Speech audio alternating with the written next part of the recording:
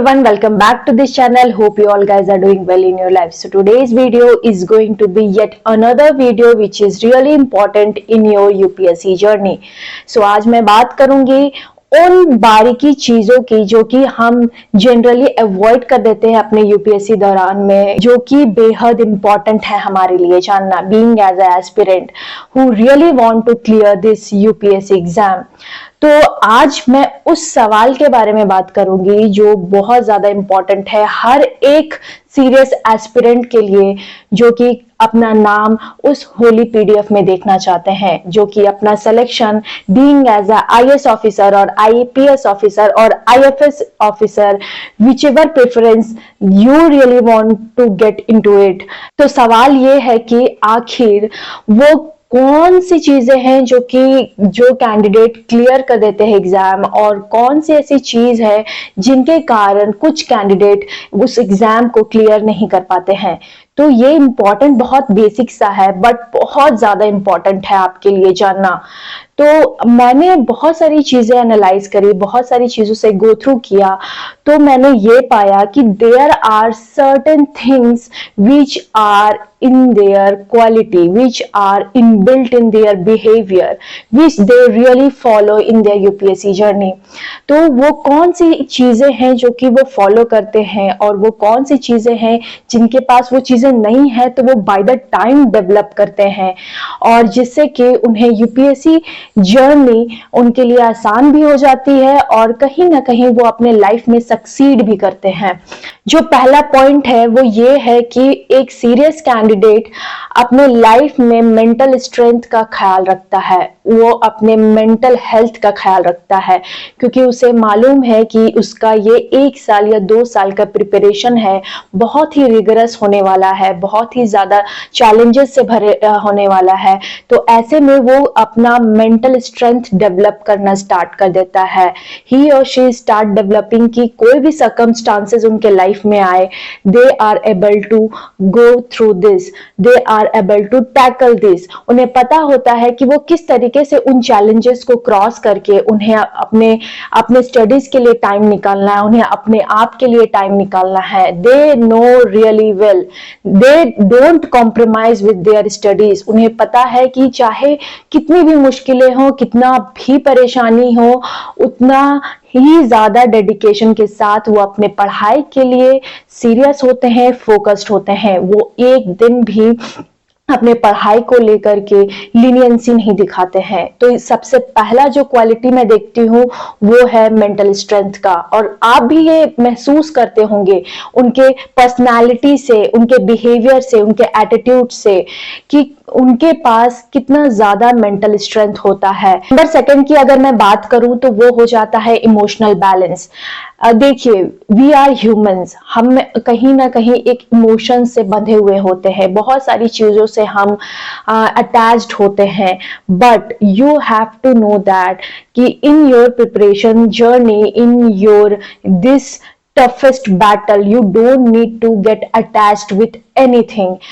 I know it is a very tough thing to do that, कि नहीं हो पाता है किसी ऐसे बात कर सकते हैं हम, बट रियल लाइफ में इसे इम्प्लीमेंट करना it's a big challenge for everyone.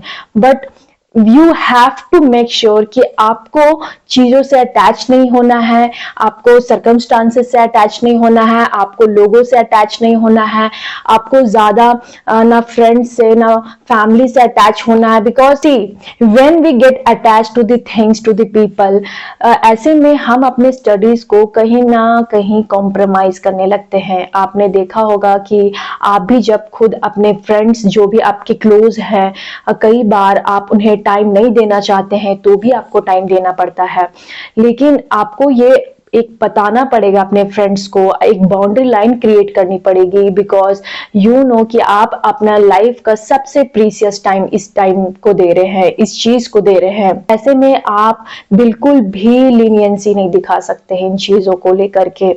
आपको समझना होगा कि आपको अपने इमोशंस को बैलेंस रखना होगा। कोई भी सिचुएशन आए, कैसी भी परिस्थिति हो, कैसा भी इन्वायरमेंट हो, आपको ये मेक श्योर करना पड़ेगा कि आपको 8 आवर्स की इफेक्टिव स्टडी करनी पड़ेगी। ऐसे में आपके इमोशंस टर्मोइल आएंगे, कभी आपको सैड फील होगा, कभी आपको लो फील होगा, कभी आपका मन चिड़चिड़ा सा होगा, कभी आपके पास गुस्सा होगा। There are lots of emotions in you, but still you have to get over it. आपको इन सारी चीजों से निकलना होगा। नेक्स्ट चीज की मैं बात करूं तो वो हो जाता है hard work. See, you don't need to compromise with your work. बिना हार्ड वर्क के आपको लाइफ में कुछ भी अचीव नहीं होने वाला है। और यूपीएससी की जर्नी में आपको खुद पता होगा कि जब पहाड़ जैसा सिलेबस हो तो आपको हार्ड वर्क करने में कोई भी कोताही नहीं करनी चाहिए, कोई भी केयरलेस नहीं दिखाना चाहिए। तो हार्डवर्क का कोई सप्लीमेंट नहीं है, हार्डवर्क को आप कहीं किसी चीज से रिप्लेस नहीं कर सकते हैं। आपको हार्डवर्क करना ही होगा। If you are doing anything in your life, not about UPSC, आप कुछ भी कर रहे हो तो आपको मेहनत करनी पड़ेगी, आपको हर एक दिन मेहनत करना पड़ेगा। ऐसा नहीं आप बोल सकते हैं कि नहीं आज मैंने बहुत ज्यादा पढ़ाई कर लिया, कल मैं छुट्टी लूंगा। आप छुट्टी ले सकते हो, but still you have to think like that कि यार मुझे ज्यादा टाइम वेस्ट नहीं करना है। आप एक दिन का ब्रेक ले रहे हो तो एक दिन का ही आपको ब्रेक लेना है। You can't do like this कि 3-4 दिन हो गए आपने पढ़ाई करी ही नहीं है। No, you can't make fun of your preparation, right.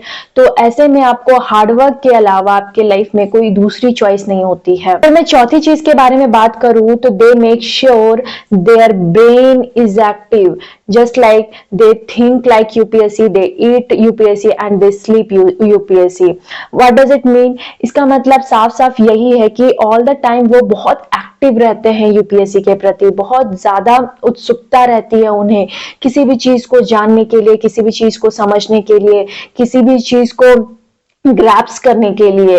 वो अगर पढ़ाई कर रहे हैं तो उन 8 घंटे में वो पढ़ाई तो करते ही हैं। In fact most of the time जब उन्हें लीजर टाइम मिलता है तो वो यूपीएससी से रिलेटेड ही कंटेंट देखते हैं। इनफैक्ट जब वो बैठते हैं खाने के लिए तो वो बहुत सारे ऐसे एस्पिरेंट उन्होंने खुद इंटरव्यू में बोला है कि बैठते वक्त या कोई भी ऐसे फ्री टाइम में वो कुछ चीजों को वो रिवाइज करते हैं। In fact during their sleep, before there sleep specially, वो बहुत कंसाइज नोट्स रखते हैं जिसको वो गो थ्रू करते रहे बार बार। तो ऐसे में उनके बहुत सारे सिलेबस उनके ब्रेन में रिटेन हो जाते हैं। नेक्स्ट पॉइंट की अगर मैं बात करूं तो उन्हें पता होता है कि ये जो बैटल है, ये जो एग्जाम है, it's self a tough exam.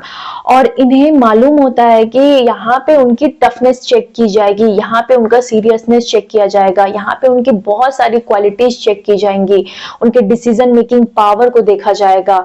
तो जब आप जर्नी के दौरान रहते हैं तो आप बहुत सारी चीजें सीखते जाते हैं, बहुत सारी चीजें आप बाय द टाइम लर्न करते हैं। आप कंसिस्टेंट कैसे रहें ये लर्न करते हैं, आप डिसीजन मेकिंग पावर को बेहतर कैसे बनाएं ये भी सीखते हैं। इनफैक्ट सीरियस टाइम में, आप चैलेंजेस के टाइम में आप किस तरीके से उन सारी मैटर्स को हैंडल करते हैं वो भी चीज उन्हें बाय द टाइम लर्न होता है।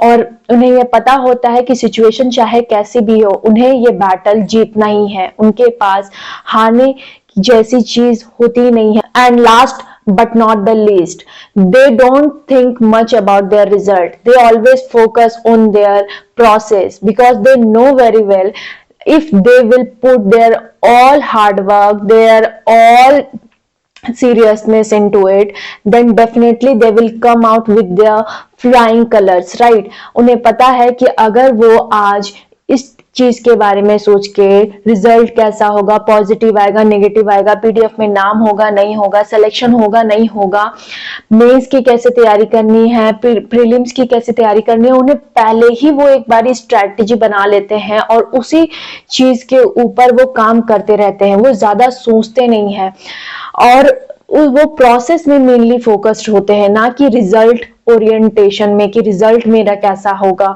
मैं सिलेक्शन ले पाऊंगा या नहीं ले पाऊंगा।